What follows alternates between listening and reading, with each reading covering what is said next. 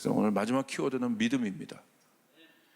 그래서 믿음의 싸움, 오늘 제목은 결국 내면의 두려움을 이기는 것입니다. 믿음의 싸움은 결국 내면의 두려움을 이기는 것입니다. 여러분, 오늘 말씀을 시작하면서 그 프리솔로 등반가 알렉스 호놀드라는 사람이 있습니다. 이분의 이야기를 제가 좀 해드리려고 해요. 이분은 세계적인 얼마 안 되는 프리솔로 등반가론 독보적인 존재인데, 우리말로 얘기하면 자유 단독 등반가라고 합니다. 많은 사람들이 산을 좋아서 산을 오르고 암벽들을 오르는데, 이 알렉스 호놀드는 줄이 없이 올라요. 생각을 해보세요. 어마어마한 절벽을 줄이 없이 오른다는 건 웬만한 자기 자신과의 싸움과 자기 자신을 믿지 못하면 올라갈 수 없어요. 왜냐하면 조금의 실수, 작은 실수가 용납이 그곳에는 안 됩니다. 바로 죽음과 연결되기 때문에. 그가 목숨을 걸고 프리솔로를 하는 이유를 그의 인터뷰에 줘서 Alone the World이라는 해서 몇 가지 이유를 이야기했습니다. 첫 번째는 어떻게 내가 어떤 마음으로 오르느냐, 산을. 첫 번째는 무모하지 않고 과욕을 부리지 않는다. 로프를 이용해 코스를 반복해서 오르고 끊임없이 이미지 트레이닝을 합니다. 그냥 무턱대고 저 절벽을 보고 올라가는 게 아니라 한번 코스를 딱 잡으면 로프를 가지고 자기가 올라갈 코스를 계속해서 수십 번을 올라요. 그러니까 내가 손가락 하나 어디 되는 것까지 계산을 해요. 그리고 계속해서 이미지 트레이닝을 합니다. 그렇게 엄청나게 연습을 하고 이제 오르는데 컨디션이나 느낌이 좋지 않으면 과감하게 포기해요. 두 번째는 부단히 노력한다.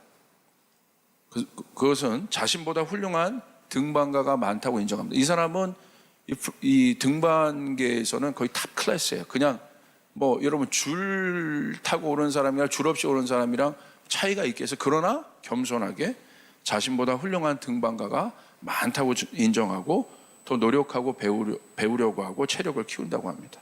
세 번째는 자신을 믿는데요. 평소 연습을 완벽하게 하는 거예요. 그러니까 그 연습이 이 사람에게 자신감을 주는 거예요. 이 단계에서는 이런 힘을 주고 이런 자세를 취하니까 이렇게 올라간다. 그것이 몸에 배일 때까지 연습해요. 그리고 그것이 몸에 배어질 때가 자신감이 오는 때라는 거예요. 그리고 자신은 절대 떨어질 것이라고 생각하지 않는데. 네 번째는 끝까지 서두르지 않는다. 정상에 도착해서는 차분한 모습으로, 보통 이제 정상에 도착하면 막 흥분할 수 있는데 이 사람은 굉장히 차분한 모습을 이 사람 보면 보이거든요. 그러니까 무모한 움직임을 하지 않아요. 언제나 침착합니다. 그러니까 이 내면의 평정심과의 싸움이기 때문에 항상 그것이 이 사람의 삶에 배어 있어요. 그리고 이 사람은 고기도 안 먹어요. 채식주의자, 베지테리언인데 그 정도로 자신을 컨트롤합니다. 그리고 마지막은 지금에 집중한다. 등반하는 동안에는 모든 것을 잊고, 모든 상념, 뭐 여러 가지 생각, 물론 여자친구도 있어요. 여자친구 얼마나 불안해 하겠어요. 그런데 모든 것을 잊고 오로지 등반에만 집중한다. 그래서 이 사람이 좋은 일도 많이 해요. 이렇게 등반에 워낙 세계적으로 각광을 받기 때문에 스폰서들이 많습니다. 그래서 거기서 걷어들인 재정으로 극빈 아동들을 돕고 집들을 지어주고 그래요. 그런 일들을 해요. 그냥 아무 생각 없이 절벽을 오르는 것이 아니라 엄청난 반복의 연습을 통해서 그 안에 있는 그 완벽한 상황까지 이 사람이 연습한다는 거예요. 그 이유는 하나입니다. 완벽한 연습만이 자신 안에 있는 두려움을 이기게 하고 등반에 성공할 자신을 믿을 수 있기 때문이라고 이 사람 믿고 있기 때문입니다. 결국 무슨 문제입니까? 앞에 있는 거대한 산과의 문제가 아니라 이 프리솔로 알렉스 호놀드의 이야기를 통해서 우리가 얻을 수 있는 인사이트는 뭡니까? 자신과의 싸움이라는 거예요. 그가 로프 없이 절벽을 오는 순간 믿을 것은 로프를 의지하고 가면 로프를 믿죠. 그래도 불안한 게, 그래도 위험한 게 암벽 등반인데 로프 없이 절벽을 오르는 순간 믿을 것은 자신밖에 없다는 것이에요. 그래서 그는 최선을 다해서 완벽하게 준비합니다. 작은 실수 하나가 곧바로 죽음과 연결되기 때문에 실수는 있을 수 없습니다. 완벽해야 합니다. 완벽함을 추구하는 이유가 있는데 이 사람에게 그랬어요. 왜 이 등반을 하냐? 인터뷰를 했더니 이런 얘기를 해요. 나의 실존, 나의 존재감을 느끼는 때가 언제였느냐? 내가 바로 그 완벽함 안에 들어갔을 때 자신이 살아있다는 존재감을 느낀다는 거예요. 그 완벽함 안에 자기가 들어갔을 때, 왜? 실수가 용납이 안 되잖아요. 그 완벽함 안에 자기가 들어갔을 때 자신이 살아있다는 걸 느낀다는 거예요. 그 기쁨 때문에 한다는 거예요. 이게 내가 살아있는 것이구나. 그리고 이 세상에서 의미 있는 그 존재감들을 확보한다고 합니다. 그런데 이게요, 굉장히 영적인 이야기예요. 왜 그렇습니까? 죄 짓기 전에 하나님께서 우리를 창조하실 때 우리는 어떤 존재였어요? 완벽한 존재였어요. 온전한 존재였어요. 그게 토브라는 뜻이에요. 심히 좋았더라. 여러분, 주님께서 지으실 때 완벽한 존재예요. 하나님 우리를 지으실 때 완벽한 존재로 우리를 지으셨다는 거예요. 온전한 존재로 지으셨다는 거예요. 그때 그것이 바로 하나님의 형상의 의미이고, 그때 인간은 비로소 행복할 수 있는 거예요. 오늘날 우리 안에 있는 모든 두려움과 불안함은 뭐예요? 사실 영적으로 보면 하나님과의 단절, 그 온전한 존재로부터의 단절, 그곳으로부터 오는 불안함. 그래서 뭘 찾아요? 로프를 만드는 겁니다. 기댈 것을 찾는 거예요. 그런데 우리의 오늘 딜레마는 뭐예요? 그 기댈 것에 대한 불확실성이에요. 돈을 기댔어요. 그런데 진짜 돈을 믿을 수 있냐 이거예요. 어떤 사람이 예전엔 돈 엄청 많았다가 갑자기 돈이 없어지기도 하잖아요. 그럼 믿을 수 있겠냐 이거예요. 권력도 마찬가지 아니겠습니까? 건강도 마찬가지 아니겠습니까? 내가 의지하고 있는 어떤 것들을 내가 믿을 수 있냐는 거예요. 여러분, 성도의 믿음은 저는 이 프리솔로 등반가와 같다고 생각합니다. 아무것도 의지할 것이 없습니다. 결국 뭐가 중요합니까? 확신이 중요합니다. 알렉스 호놀드처럼 나와의 싸움을 어떻게 이길 것인가? 믿음은 그러므로 확신의 문제이고, 그 확신을 갖는 존재가 나라는 것을 아는 것이 중요한 것입니다. 왜 믿음이 마지막 우리가 붙잡아야 할 마지막 중요한 키워드입니까? 왜냐하면 이 시대가 불확실성의 시대, 굉장히 이 데이터로 모든 것을 확실하다고 얘기하지만 사실 그 어떤 때보다도 불확실성의 시대죠. 오늘 우리나라가 처한 상황을 보십시오. 갑자기 이런 일들이 일어날 것을 예상이라도 했겠습니까? 기업들이 예상이라고 했겠습니까? 우리나라의 뭐 대표적인 기업은 이제 차세대 미래 산업을 이제 구축하기 위해서 모든 걸 다 만들고 이제 런칭만 하는 되는 상황에 어마어마한 데미지를 받았잖아요. 그 엄청난 회사도 이런 상황을 예측이나 했겠어요? 이게 지금 우리가 살고 있는 시대라는 거예요. 그래서 제가 이 마지막 이 키워드의 시리즈의 마지막 키워드를 믿음, faith, 믿음으로 여러분 잡은 것입니다. 이런 믿음을 가지셔야 합니다.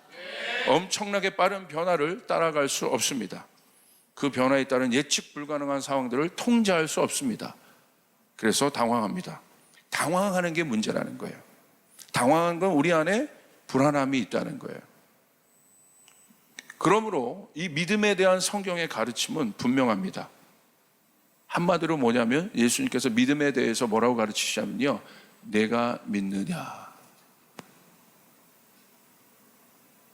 이 한마디예요. 딱 어떤 것을?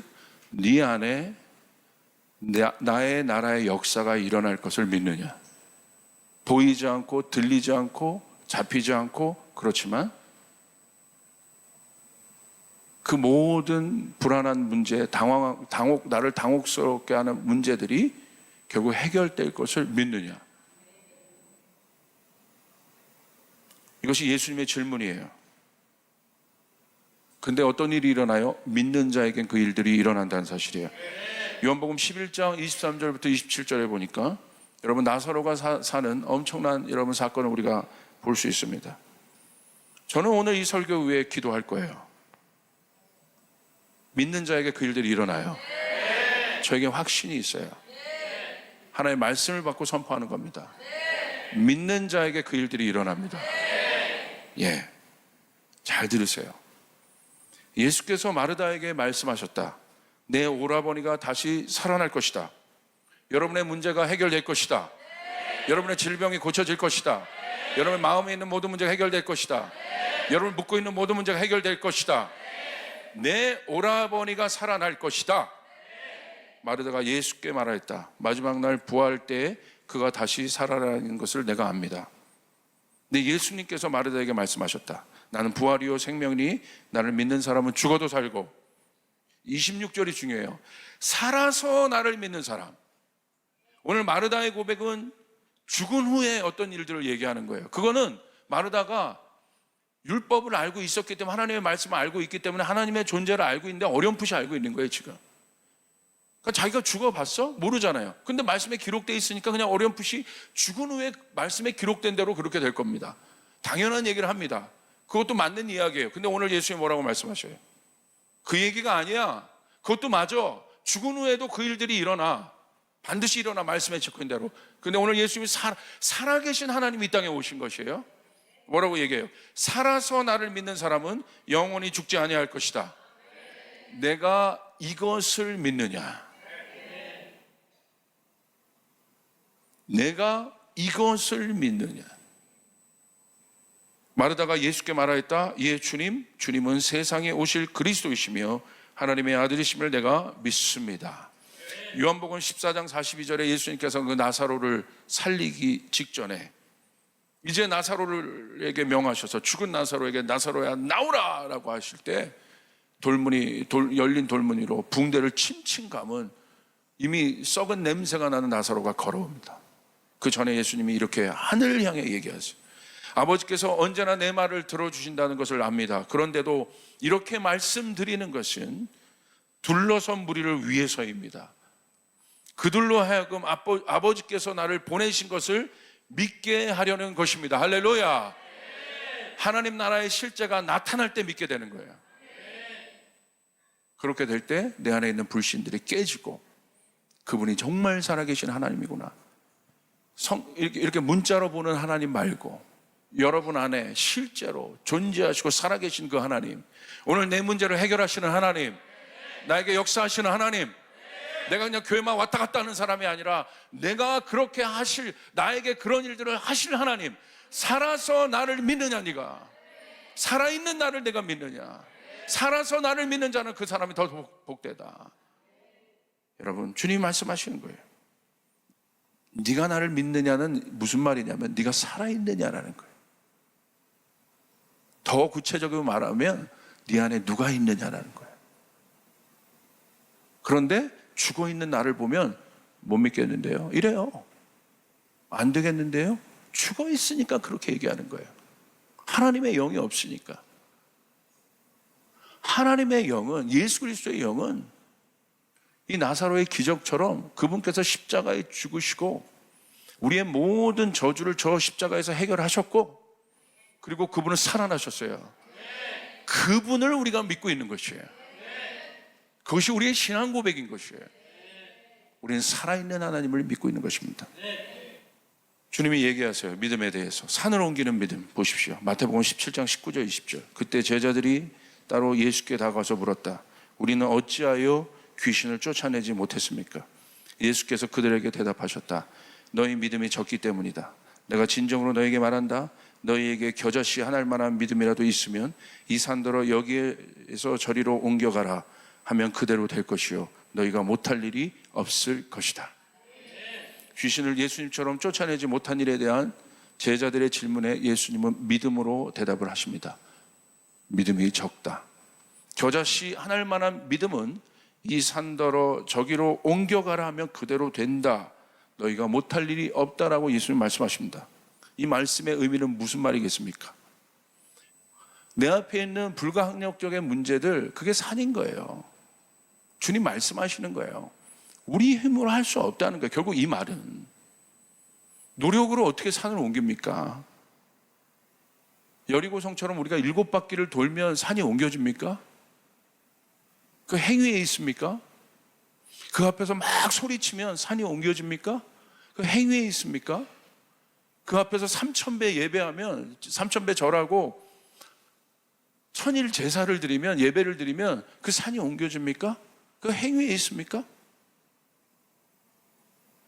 그 문제가 아니라는 거예요. 이 문제를 통해서 우리에게 주님께서 말씀하신 것은 우리 힘으로 할 수 없다는 거예요. 믿음은 행위의 문제가 아니라 과정의 문제도 아니에요. 노력해서 되는 게 아니에요. 그것을 알 때 우리는 단순하게 믿을 수 있어요. 그러므로 여러분, 두려움의 산은 어디에 있습니까? 아까 그 사람, 아까 알렉스 호놀도의 그 산을 그 사람이 올라갈 때 뭐라고 얘기하냐면, 마지막에 한 번 중간에 오르다가 다 준비하고 오르다가 중간에 내려와요. 다큐멘터리를 보면. 왜냐하면 갑자기 두려움이 확 몰려온 거예요. 그래서 내려와요. 그리고 또 막 자신을 정비해요. 그리고 아까 여러분이 인터뷰 봤던 것처럼 마지막에 산을 오를 때 뭐라고 하는 줄 아세요? 다 오른 다음에 오르고 난 다음에 자기 소회를 얘기하는데, 그날 아침에는 저 산이 작아 보였다. 그날은 저 산이 어떤 산보다도 컸는데 자기가 오르려고 할 그날은 저 산이요, 그 어떤 때보다도 작아 보였다는 거예요. 할렐루야. 이게 믿음이에요. 할 수 있겠다는 마음이 오는 거예요.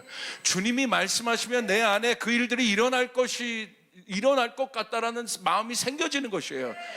그 사람이 주님을 따라가는 거예요. 그냥 따라가는 게 아니라, 내가 삭개오도 맞죠. 내가 주님을 만나면 내 인생의 이 열등감의 문제가 해결될 것 같다 라고 하니까 주님을 따라가는 거예요. 성경대로 보십시오. 우리는 구원받은 그 순간 주님과 연합을 이루는 한 몸 된 존재. 왜 그렇습니까? 주님이 죽기 전에 내 피를 주시고 내 살을 먹이고, 이 피를 마시고 내 살을 먹어야 너희가 나와 상관이 있는 존재라 말씀하세요. 그래서 이 성찬 예배는요, 기가 막힌 거예요. 우리가 주님과 한 몸 된다는 사실을 아는. 얼마나 강력합니까? 그래서 예수님의 눈처럼 귀처럼 보고 듣는 것이고 생각하는 것입니다. 그래서 예수님처럼 말하는 거예요. 내가 말하는 것 같지만 내 속에 예수님이 말하시는 거예요. 내 눈이 보는 것 같지만 내가 주님과 연합됐다는 사실 믿는 사람은 주님이 보는 것을 내가 보는 거예요. 주님이 듣는 것을 내가 듣는 것이에요. 주님이 말하고자 하는 것을 내가 말하는 것이에요. 그러니까 기적이 나타나는 거예요. 할렐루야. 그러니까 역사가 나타나는 거예요. 그게 한 몸이에요. 여러분, 죄는 무엇입니까? 완전한 하나님으로부터의 단절을 의미해요. 그 단절된 영역이 어두움의 공간을 만들었고요, 그 어두움이 두려움이 되어 나를 덮어버렸습니다. 완전한 분과의 단절은 내 안에 연약함을 보게 되었고, 연약한 나는 아무것도 할 수 없다는 것을 알게 되었습니다. 주님과 그 온전한 분과의 단절, 죄로 인해서 단절됐잖아요. 그래서 나는 그때부터 어떤 존재일 뿐이에요? 그저 상황과 환경에 지배받는 그런 연약하고 무익하고 여러분 두려운 존재일 뿐이에요. 예수님이 하나님의 아들로 이 땅에 오셨습니다. 그리고 우리 안에 있는 지배당하고 있는 두려움이라는 죄악의 산을 완전히 옮기셨습니다. 믿으시면 아멘 합시다. 우리 안에 있는 죄악이라는 두려움의 산을 완전히 옮기셨습니다. 우리 안에 두 번째 아들이신 예수님의 형상을 통해 실패한 첫째 아들의 모습을 대신하셨습니다. 이 사건이 어떤 사건입니까? 바울이 이걸 깨달았어요. 이야, 내가 예수를 만난 것이 어떤 사건이냐, 내가 그 하나님의 아들을 만난 것이 어떤 사건이냐, 내가 단순히 예수 믿고 구원받는다는 것, 내가 하나님의 자녀라는 것이 어떤 사건이냐. 로마서 8장 19절에 보십시오. 피조물이 고대하는 바는, 모든 피조물들이 고대하는 바는 하나님의 아들들이 나타나는 것이니, 피조물은 하나님의 자녀들이 나타나기를 간절히 기다리고 있다. 할렐루야. 여러분이 그것을 깨달을 때 어떤 일이 일어나요? 지배를 당하는 것이 아니라 모든 피조물들이 나를 지배해 주십시오. 나를 통치해 주십시오. 그 아들들을 기다리고 있다는 거예요. 하나님의 자녀가 아닌 사람들이 통치를 하니까 어떻게 돼요? 미세먼지가 일어나는 거예요. 자연이 파괴가 되는 거예요. 환경이 파괴가 되는 거예요. 왜? 탐욕으로 통치하니까. 이 문제입니다. 이제 돈 자체가 문제가 아닙니다. 돈을 지배할 것인가, 돈에 지배당할 것인가. 암의 문제가 아닙니다. 암을 지배할 것인가, 지배당할 것인가. 암이란 건 있어요. 그런데 암을 지배하는 사람도 있어요. 암을 지배할 것인가, 지배당할 것인가. 지배당하고 있으면 어떻게 해요? 돈의 지배, 그런 병에 지배당하고 있으면 두려운 거예요. 어려운 거예요. 힘든 거예요. 그러나 지배하는 자는 달라요. 통치하고 있는 자는 달라요. 하나님의 자녀들은 통치하는 자들이라는 거예요. 여러분 믿으시길 바랍니다. 그 믿음으로 이제 일어나야 됩니다. 믿음은 바라는 것들의 실상입니다. 바람은 간절함을 말합니다.